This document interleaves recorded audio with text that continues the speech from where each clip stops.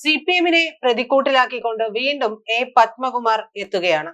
ഓർമ്മയില്ലേ പത്മകുമാർ ആരാണെന്ന്? ശബരിമല കൊള്ളയുമായി ബന്ധപ്പെട്ട് ഏറെ ഉയർന്നു കേട്ട ഒരു പേരാണ്.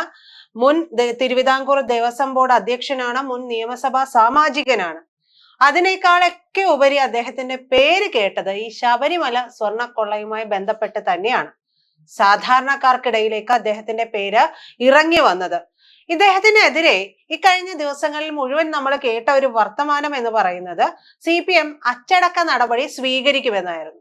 ഇത് കേട്ടപാടെ ജനങ്ങളെല്ലാവരും അല്ലെങ്കിൽ അണികളെല്ലാവരും പറഞ്ഞു, കണ്ടോ ഇങ്ങനെയാണ് ഞങ്ങളുടെ പാർട്ടി, ശരിയല്ലെങ്കിൽ ഞങ്ങൾ അച്ചടക്ക നടപടി സ്വീകരിക്കുമെന്നായിരുന്നു. പക്ഷെ ഈ വാർത്ത ശരിയാണോ? അതിനുള്ള സാധുതയുണ്ടോ എന്നുള്ളത് ആരെങ്കിലും ചിന്തിച്ചു? അക്ഷരാർത്ഥത്തിൽ ഇപ്പോ പുറത്തു വരുന്ന വർത്തമാനം എന്ന് പറയുന്നത് അങ്ങനെ ഒരു നടപടിക്ക് സാധ്യതയില്ല എന്നുള്ളത് തന്നെയാണ്.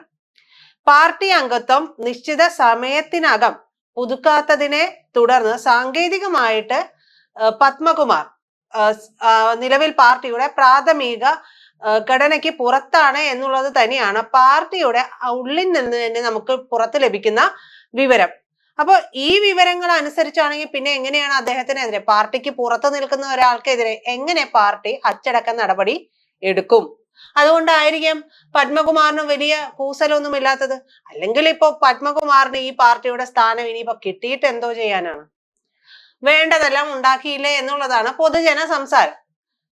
ഇവരെല്ലാവരും, നേതാക്കളെല്ലാവരും തന്നെ ഒരുമിച്ച് നിന്നുകൊണ്ട് വലിയൊരു കൂട്ടുകച്ചവടം നടത്തി എന്നുള്ളതല്ലേ പറയപ്പെടുന്നത്.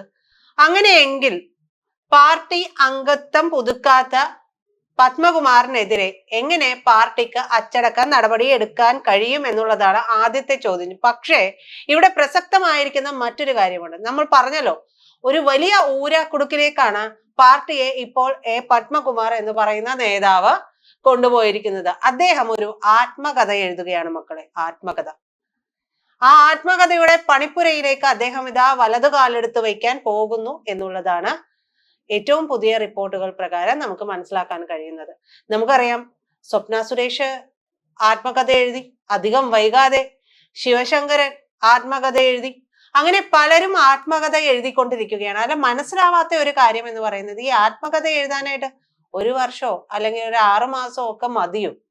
കാരണം ഈ പറയുന്ന നിമിഷങ്ങൾക്കുള്ളിൽ ഫേമസ് ആവുകയും ഫേമസ് ആയ ഉടനെ തന്നെ ഇവരുടെ, ഇതിപ്പോ നെഗറ്റീവ് പബ്ലിസിറ്റി ആയിക്കോട്ടെ പോസിറ്റീവ് പബ്ലിസിറ്റി ആയിക്കോട്ടെ, ഇവരുടെയൊക്കെ ആത്മകഥകൾ വരികയാണ്.